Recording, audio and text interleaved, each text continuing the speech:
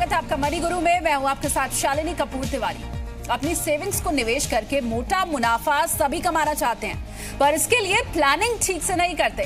कई बार आप निवेश की हो सकती है, जैसे रिटर्न अच्छा नहीं मिल रहा था और कोई जरूरी खर्च आ गया था वगैरह वगैरह, लेकिन अपना निवेश या फिर एसआईपी बीच में बंद करके आप अपने लक्ष्य को हासिल करने से चूक जाते हैं।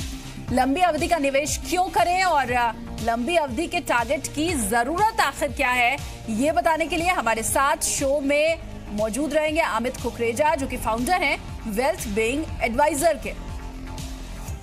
तो आज के शो में हम आपको बताएंगे कि लंबी अवधि के निवेश के आखिर फायदे क्या क्या हैं, क्यों आपको लंबी अवधि का नजरिया बना करके रखना चाहिए। तमाम बातें आज के इस कार्यक्रम में हम आपको बताएंगे। और कई बार ऐसा होता है कि बीच में कुछ अड़चन आ जाती है, कोई जरूरी आपके पास फाइनेंशियल जरूरत रहती है जिसकी वजह से पैसा निकालना आपको फायदेमंद उस वक्त के लिए लगता है, लेकिन भविष्य में किस तरह से आप नुकसान में रहेंगे ये हम आपको बताएंगे। और इसके अलावा बात इस चीज की भी होगी कि अगर 10 से 15 साल तक आप निवेश कर रहे हैं तो क्या आने वाले वक्त में आप करोड़पति बन सकते हैं, क्या क्या इसका जरिया होगा, ये तमाम बातें हम आज के शो में आपको बताने वाले हैं। शॉर्ट टर्म निवेश का कई लोगों का नजरिया होता है, लेकिन आखिर क्या वजह है कि आपको प्लानिंग शुरू से ही करनी चाहिए। बच्चे के जन्म के साथ ही क्यों आपको तैयारी शुरू कर देनी चाहिए, उसकी पढ़ाई की, हायर एजुकेशन की, उसकी शादी की, ये तमाम चीजें आज के शो में रहेंगी। और देखिए अमित कुकरेजा इस वक्त फोन लाइन पर हमारे साथ जुड़ रहे हैं, चलिए उनसे बात कर लेते हैं। अमित जी, बहुत स्वागत है आपका मनी गुरु में। लंबी अवधि के निवेश के फायदे की हम बात कर रहे हैं, तो सबसे पहले हमारे दर्शकों को बताइए कि आखिर लंबी अवधि के निवेश की क्या क्या फायदे हो सकते हैं और साथ ही क्यों लंबी अवधि का निवेश करना चाहिए लोगों को। Thank you Shalini, thank you for the show. देखो शालिनी, लॉन्ग टर्म इन्वेस्टमेंट के लिए हमें प्लानिंग बहुत जरूरी है। हमारे लाइफ में काफी सारे उतार चढ़ाव आते हैं और कई बार ऐसा होता है कि हमारी पैसों की जरूरत बहुत ज्यादा हो जाती है, प्लान के हिसाब से कहीं ज्यादा हो जाती है। और हमें ये चीज हमेशा ध्यान में रखना है कि लॉन्ग टर्म में ही हमारा कंपाउंडिंग गेन्स का बेनिफिट सबसे ज्यादा दिखता है। जी, The person you are चलिए तो अमित कुकरेजा जी से हम आगे भी पूछते रहेंगे, जानते रहेंगे कि आखिर लॉन्ग टर्म इन्वेस्टमेंट के क्या क्या फायदे हैं। लेकिन आपको मैं बता दूं कि अगर आपका भी कोई सवाल है म्यूचुअल फंड से जुड़ा हुआ, तो आप हम तक अपना सवाल भेज सकते हैं। लगातार हम अपनी ईमेल आईडी आपकी टीवी स्क्रीन पर फ्लैश कर रहे हैं, उस ईमेल आईडी पर मेल करके आप हमें अपना सवाल भेजें। इसके अलावा जब सवाल भेजें तो अपना फोन नंबर लिखना ना भूलें, क्योंकि कई बार ऐसा होता है कि आपका फोन नंबर नहीं मिलने की वजह से आपका सवाल हम अपने शो में नहीं ले पाते हैं। इसके अलावा लाइव अगर आप हमारे शो में इस वक्त जुड़ना चाहते हैं तो उसका तरीका भी है, लगातार हमारे फोन नंबर फ्लैश हो रहे हैं आपकी टीवी स्क्रीन पर, इन्हीं नंबर्स पर फोन कीजिए और जो भी आपके सवाल हैं वो पूछिए। अमित कुकरेजा जी आपके तमाम सवालों का जवाब देंगे। और देखिए, जिस तरह से मैं कह रही हूं कि लंबी अवधि के निवेश की हम आज बात करेंगे और लंबी अवधि के निवेश की जरूरत आखिर क्या है, ये भी आज के शो में बात होगी। और कुछ तकनीकी गड़बड़ी के चलते अमित कुकरेजा जी इस वक्त जुड़े हुए नहीं हैं हमारे पास, और जैसे ही उनसे दोबारा संपर्क स्थापित होगा हम बातचीत का सिलसिला जो है वो शुरू करेंगे। और अमित जी जुड़ गए इस वक्त हमारे साथ। अमित जी, लंबी अवधि के निवेश के फायदे बता रहे थे आप।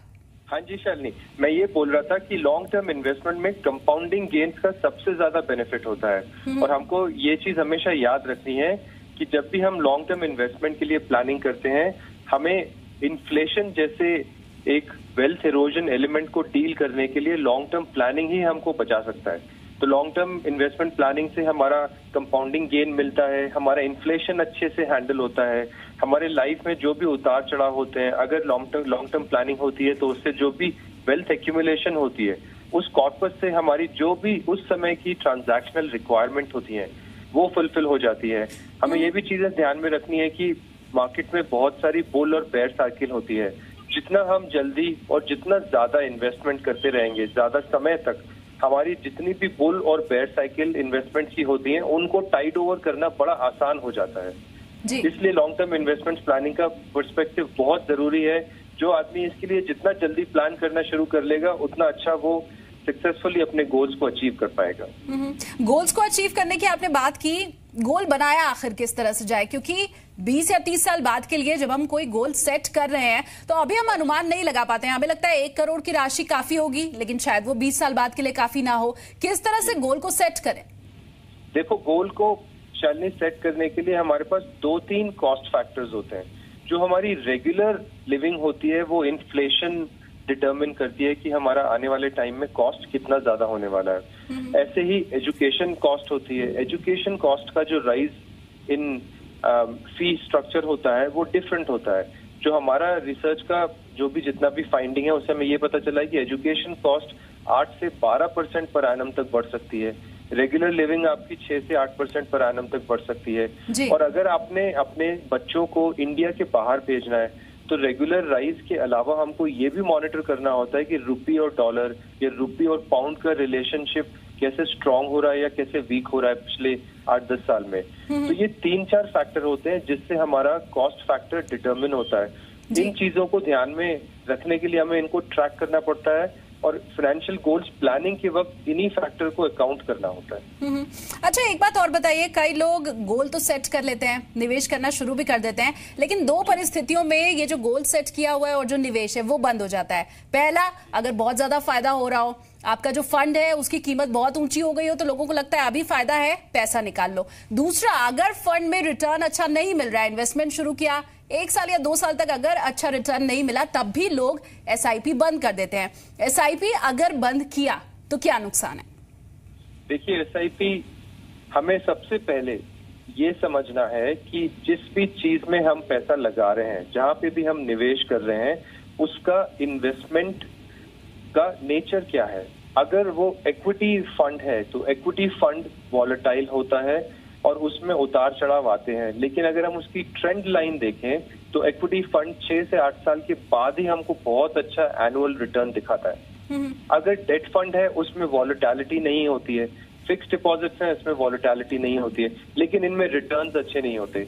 तो हमको सबसे पहले इन्वेस्टमेंट की नेचर को बहुत अच्छे से समझ लेना चाहिए। उसके बाद हमें अगर उस नेचर को समझ के इन्वेस्टमेंट शुरू करेंगे तो हमें ये चीज पता होगी कि इन्वेस्टमेंट कम हो रही है या ज्यादा भी हो रही है, विद टाइम वो एवरेज आउट हो जाती है और वो ओवरऑल रिटर्न अच्छा देती है। तो नेचर को समझें, टाइम होराइजन को फैक्टर में रखें और फिर इन्वेस्टमेंट करें। और जब भी चीजें ऊपर नीचे हो रही हो तो घबराएं नहीं। वो पास्ट प्रूवन परफॉर्मेंस है, उसको बस एक्सेप्ट करें और उसको अकोमोडेट करें अपने इन्वेस्टमेंट स्ट्रैटेजी में। बिल्कुल, और अगर बिना घबराए आप निवेश करते रहे तो आने वाले वक्त में आपको फायदा जरूर होगा। और हमारे साथ अमित जी इस वक्त पहले कॉलर भी जुड़ गए हैं, तो चलिए उनसे बात कर लेते हैं। शशांक जी ने हमें फोन किया है, बहुत स्वागत है सर आपका हमारे शो में। सवाल बताइए। शशांक जी, सुन पा रहे हैं आप मुझे?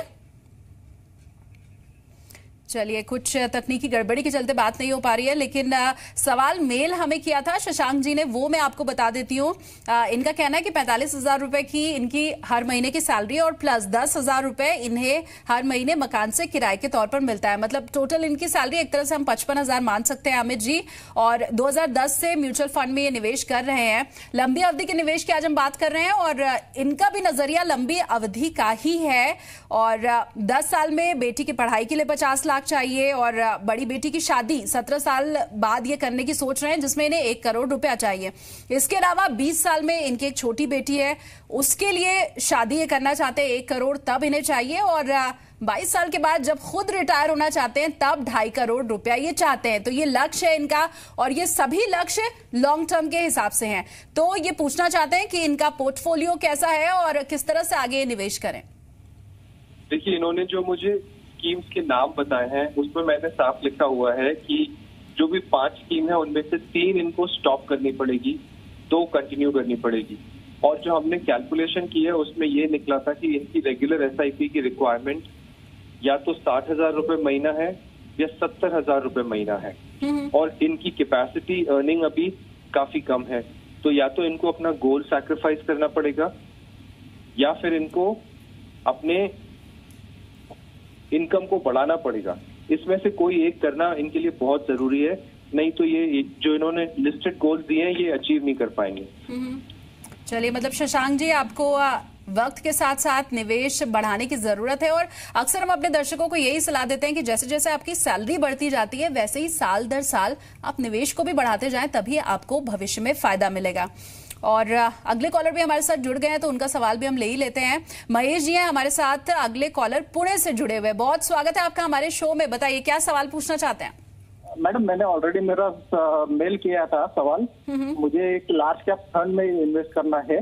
ऑलरेडी मेरे पास 2 मल्टी कैप फंड है, एक SBI मैग्नम और मैंने कोटक स्टैंडर्ड सिलेक्ट फोकस, जो पहले सिलेक्ट फोकस लार्ज कैप था तो वो अभी मल्टी कैप में कन्वर्ट हो गया जी। तो मुझे एक लार्ज कैप फंड चाहिए और मैंने मेरे ऑप्शन भी नीचे दिए थे, तो उसमें से मुझे ICICI ब्लू चिप या SBI ब्लू चिप, इसमें से कौन से फंड में इन्वेस्ट करना चाहिए वो चाहिए था। और मैंने अमाउंट भी लिख के दिया है कि मुझे करीबन 5,000 तक मंथली SIP करना है। इसमें मैंने 3,500 बिल में लिखा है और 5,000 करना है और मेरा हॉराइजन 25 to 30 ईयर्स का है जी। ये जो आपने निवेश किया है महेश जी, ये किसी से पूछ के किया है या खुद से रिसर्च किया था और उसके बाद आपने ये स्टॉक्स निकाले? नहीं मैडम, ये जो है मैंने रिसर्च करने के बाद आपके जी बिजनेस से पूछ के ही किया था। ऑलरेडी ये मेरे 1 साल से चालू है दोनों। ठीक है, चलिए बहुत अच्छी बात है और लॉन्ग टर्म का आपका निवेश का नजरिया है, ये भी एक खासी अच्छी बात है। और चलिए हम गेस्ट से पूछ लेते हैं कि वो आपको क्या सलाह देंगे। अमित जी, क्या सलाह है इनके लिए? हाँ जी शालिनी, 25 इयर्स का अगर इनका होराइजन है तो इनका म्यूचुअल फंड में इक्विटी फंड चूज करके इन्वेस्ट करना आइडिया अच्छा है। जो 2 फंड मैं इनको रेकमेंड करना चाहूँगा वो है Mirae asset India equity fund and ABSL focused equity fund. दोनों ग्रोथ ऑप्शन में इन्वेस्ट करें और हो सके तो डायरेक्ट प्लान में इन्वेस्ट करें, रेगुलर प्लान में इन्वेस्ट करें। जो फंड्स इन्होंने शॉर्टलिस्ट किए उनको फिलहाल छोड़ दें। जो 2 फंड्स मैंने बताए हैं उसमें ये इन्वेस्टमेंट शुरू कर सकते हैं, उससे उनको काफ़ी फायदा होगा। चलिए महेश जी, तो जो 2 फंड्स आपको अभी बताए गए हैं उनमें आप निवेश कीजिए। लंबी अवधि का आपको निवेश करना है और उम्मीद है आपको आने वाले वक्त में फायदा भी इससे होगा। अगले कॉलर भी हमारे साथ इस वक्त मनीगुरु में जुड़ गए हैं, उनका हम रुख कर लेते हैं। बहुत स्वागत है आपका हमारे शो में। स्मिथ जी बताइए क्या सवाल आप पूछना चाहते हैं? Good evening ma'am. Good evening. Good evening sir. मैंने मेरा 7,500 का SIP चल रहा है पास्ट 2 ईयर्स से, 1.52 ईयर्स से। ठीक है। उसमें मेरे फंड्स है, एक 3,000 का SIP चल रहा है ABSL बैलेंस 96 फंड ELSS है जी। उसके बाद 1,500 है टाटा इंडिया कंज्यूमर फंड। ठीक है। फिर और 1,500 है मेरा रिलायंस का लिक्विड फंड में। उसमें से 1,000 रुपीज मेरा STP जा रहा है रिलायंस मिड कैप फंड में। ठीक है। ओके। और मेरा 4th फंड है ABSL इंफ्रास्ट्रक्चर प्लान। तो अभी मुझे मेरा मतलब होराइजन तो रिटायरमेंट के लिए है ये पूरा, ठीक है। तो मुझे कुछ रिशफल करने की जरूरत है या फिर ये बराबर है कुछ फंड? जी, आने वाले वक्त में आप निवेश बढ़ा भी सकते हैं क्या? हाँ, वो तो मेरे जैसे सैलरी बढ़ेगी मैं आई विल डू इट। चलिए, ये बहुत अच्छा आइडिया है। क्या सलाह अमित जी आप देंगे? शालिनी, इनको मैं यही बोलूँगा ABSL टैक्स रिलीफ 96 फंड में ये कंटिन्यू करते रहे अपनी investment. Tata India consumer fund, ABSL infrastructure fund, Reliance liquid fund, इनमें अपनी इन्वेस्टमेंट स्टॉप कर दें। लेकिन इनका जो रिलायंस मल्टी कैप फंड है उसमें ये अपनी इन्वेस्टमेंट्स कंटिन्यू करें। मेरे इनको यही रिकमेंडेशन है कि अभी सेक्टरल और थीमेटिक फंड्स में ना जाएं, पहले ही अपना कोर पोर्टफोलियो लार्ज कैप और एक अच्छा मल्टी कैप फंड से बना लें जो लॉन्ग टर्म इन्वेस्टिंग में इनके लिए काफ़ी सपोर्टिव रहेगा। उसके बाद जब इनका अच्छा फाइनेंशियल गोल्स का कॉर्पस बन जाए तब ये धीरे धीरे अपने सेक्टरल और थीमेटिक फंड्स को ऐड करते जाएं। इंफ्रास्ट्रक्चर फंड और इंडिया कंज्यूमर फंड का फिलहाल कोई रोल प्ले नहीं है, उनको कंटिन्यू करें इन्वेस्टमेंट्स और पर उसमें फर्दर SIP स्टॉप कर दें और SIP एक ट्रेडिशनल लार्ज कैप और मल्टी कैप फंड में शुरू कर दें। लेकिन ये अच्छी बात है अमित जी कि इनकी उम्र महज 25 साल है और ये रिटायरमेंट की तैयारी कर रहे हैं। मतलब आज की जो युवा पीढ़ी है वो आगे के लिए काफी सचेत हो चुकी है। हाँ जी, ये डेफिनेटली एक अप्रिशिएटरी सिचुएशन है। इन्होंने जो आज 25-30 इयर्स के एज में जो भी लोग इन्वेस्टमेंट शुरू कर रहे हैं उनका फ्यूचर डेफिनेटली ब्राइट है, क्योंकि उनको सबसे ज़्यादा कंपाउंडिंग गेन्स का एडवांटेज होने वाला है और वो इन्फ्लेशन को भी बहुत अच्छे से बीट कर पाएंगे। तो ये लॉन्ग टर्म विजन बहुत ज़रूरी है। लेकिन ये चीज़ हमको और देखनी है, ये फर्स्ट टाइम इन्वेस्टर हैं या ये बिगिनर इन्वेस्टर हैं, आने वाले टाइम में जब मार्केट करेक्टिव साइकिल के थ्रू गुजरेगा तब हो सकता है ये अपनी इन्वेस्टमेंट्स बंद कर दें या पैसा विड्रॉ कर लें। तो वहाँ पे इनको वॉच आउट करना है। जैसा कि हम पिछले क्वेश्चन में भी मैं आपको आंसर कर रहा था कि इन्वेस्टर बिहेवियर को समझना बहुत ज़रूरी है और मार्केट की साइकिल को समझना बहुत ज़रूरी है। अगर ये दोनों चीज़ें आपके कंट्रोल में है तो आपको कंपाउंडिंग गेन्स का एडवांटेज भी बहुत है और लॉन्ग टर्म इन्वेस्टमेंट्स का एंगल भी आपके लिए बहुत सपोर्टिव रहेगा। चलिए, और अगले कॉलर से भी हम बात कर लेते हैं। राम कुमार यादव जी इस वक्त मणिगुरु में हमारे साथ जुड़े हुए हैं। बहुत स्वागत है सर आपका हमारे शो में। सवाल बताइए। हेलो जी, बताएं क्या सवाल है आपका। जी मैडम, मैं ये पूछना चाह रहा था कि मेरे पास 2 फंड ऑलरेडी मैं यूज करता हूँ जी। SBI ब्लू चिप और एक्सिस फोकस 25 और एक एडिशनल फंड मैं लेना चाहता हूँ। मेरे पास 60,000 रुपए है लमसम अमाउंट, उस और 1,000 रुपए पर मंथ उसमें इन्वेस्ट करना चाहता हूँ। ठीक है। ठीक है। और रिटायरमेंट के लिए मैंने 35,000 रुपए सालाना LIC में निवेश करता हूँ और VPF में कंट्रीब्यूशन करता हूँ। एक तो नया फंड मेरा कौन सा लेऊं मैं वो पूछना चाह रहा था। 2 ये फंड जो मेरे हैं ये ठीक है या नहीं है? ठीक है। और 60,000 रुपया आप किस तरह से निवेश करेंगे, आपका सवाल है। हाँ, 60,000 रुपए से शुरू लमसम अमाउंट डाल के 1,000 रुपए के SIP स्टार्ट करना चाहता हूँ। तो फंड बताइए। चलिए अमित जी से हम पूछ लेते हैं आपके सवाल का जवाब। अमित जी। शालिनी, इनके 2 फंड के नाम बताइए। मेरे पास वो प्रिंटेड नहीं है जो इन्होंने 2 नाम बताए। जी, SBI ब्लू चिप का इन्होंने जिक्र किया है।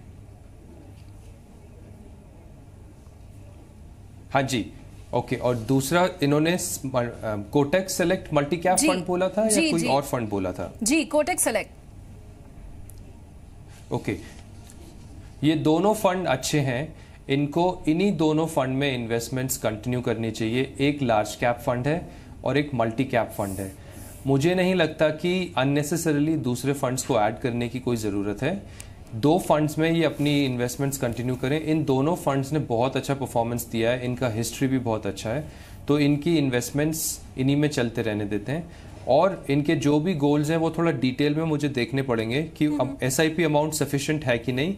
But for the time being continue the investments in these 2 schemes. इनको चेंज करने की जरूरत नहीं है। चलिए राम कुमार जी, आपके दोनों ही फंड अच्छे हैं और भविष्य में भी आपको फायदा देंगे, तो जो इन्वेस्टमेंट आप कर रहे हैं उसे जारी रखिए।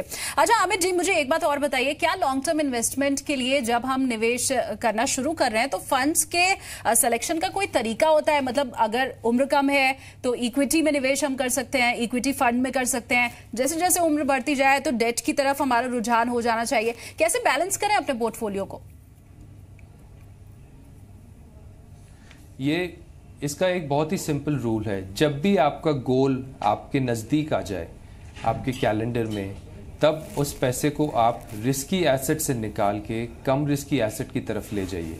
अगर आपका चाइल्ड एजुकेशन गोल है और आपके पास 10 साल का होराइजन है, तो आपको ये याद रखना है कि 8 साल के बाद उस पैसे को प्रोटेक्ट करना है और उसको धीरे धीरे लो रिस्क एसेट की तरफ लेके जाना है।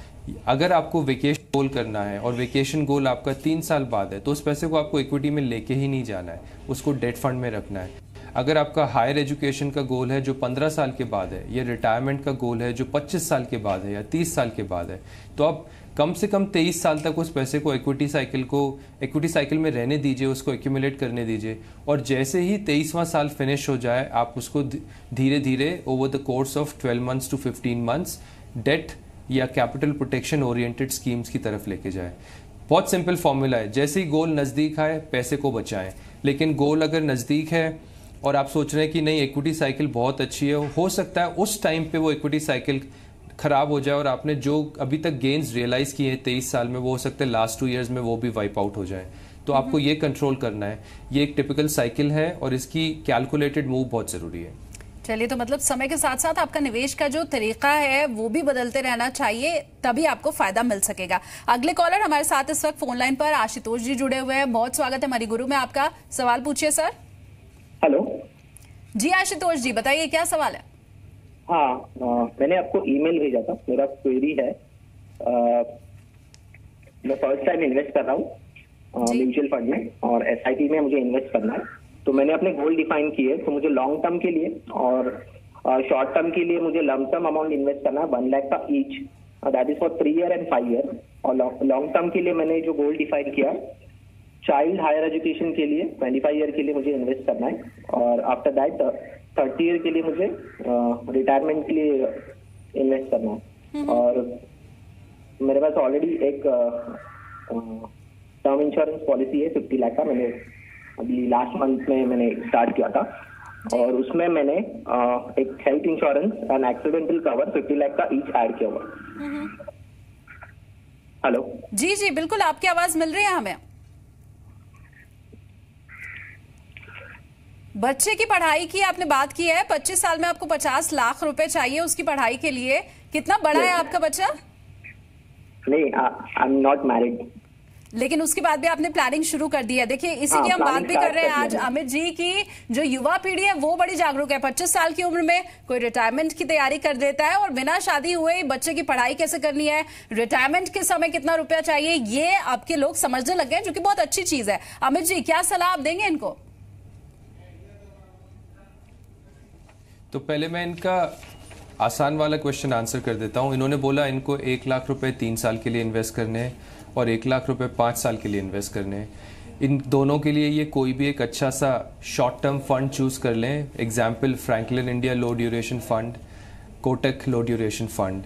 जो पैसा इनको 5 साल के लिए चाहिए उसमें एक अच्छा सा कॉर्पोरेट बॉन्ड फंड चूज कर सकते हैं या क्रेडिट रिस्क फंड चूज कर सकते हैं, for example ABSL credit risk fund. अब आते हैं इनके गोल की। तो अगर हम इस चीज़ को छोड़ दें कि वो चाइल्ड गोल है या रिटायरमेंट गोल है, हम सिर्फ अमाउंट पे चलते हैं। तो इन्होंने बोला इनको 25 ईयर्स में 50 लाख एक्यूमुलेट कर रहे हैं। तो इनके लिए मैं यही बोलूँगा कि एक अच्छा सा multi cap fund, 2 multi cap fund choose करके उसमें ये रेगुलर इन्वेस्टमेंट्स करें। इनको 25 साल में 50 लाख एक्यूमुलेट करने के लिए सिर्फ 3,000 रुपये का SIP शुरू करना है, एज्यूमिंग कि हम 12% पर एनम से ये पैसा ग्रो कर रहे हैं और डायरेक्ट प्लान में इन्वेस्ट कर रहे हैं। दूसरा, इनको जो रिटायरमेंट या एक हायर कॉर्पस 1 करोड़ का 28 से 30 साल में एक्यूमुलेट करना है, उसके लिए उनको सिर्फ 3300 रुपये की SIP स्टार्ट करनी है, एज्यूमिंग कि 12% पर एनम है और डायरेक्ट प्लान ये यूज़ कर रहे हैं। तो टोटल इनको 6,000 से 6,500 रुपये की SIP शुरू करनी है, जो इनको ईजीली 50 लाख और 1 करोड़ का कॉर्पस एक्यूमुलेट करके देगा इनके चोजन टाइम फ्रेम में। ये Tata equity PE fund choose कर सकते हैं, Motilal Oswal multi cap 35 fund choose कर सकते हैं, L&T India value fund choose कर सकते हैं, या इन तीनों में से कोई भी 2 का कॉम्बिनेशन चूज़ कर सकते हैं। चलिए, तो जिस फंड की आपको सलाह दी गई है उसमें आप निवेश कीजिए और जल्द ही आपको लाभ मिलना शुरू हो जाएगा और आपका जो टाइम हॉरिजॉन है उसके अंदर ही आपको आपका लक्ष्य मिल जाएगा। और तमाम हमारे जो दर्शक हैं उन्हें भी हम हमेशा यही कहते हैं कि जितना जल्दी आप निवेश शुरू करेंगे उतना कम निवेश करना होगा और साथ ही साथ आपको आने वाले समय में फायदा भी हो जाएगा। बहुत शुक्रिया अमित जी हमारे साथ आज मनी गुरु में जुड़ने के लिए और हमारे जो व्यूवर्स हैं उन्हें इतना टिप्स देने के लिए।